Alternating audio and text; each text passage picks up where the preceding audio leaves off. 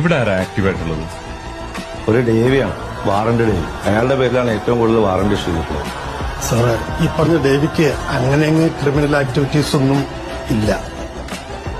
പക്ഷെ നീ എന്നെ കുത്തി ഞാൻ ചത്തെന്ന് ഉറപ്പാക്കി കുഴിച്ചിട്ട് അതിന്റെ മേലൊരു ചുടല തെങ്ങും വെച്ച് അതിന് പൊടിക്കൊണ്ടോന്ന് ഉറപ്പാക്കിയിട്ട് നീ പോകാവും. ഇല്ലെങ്കിൽ ഞാൻ കുഴിയിൽ നിന്നിട്ട് വരണം എന്റെ പൊന്നി വയ്ക്കാൻ.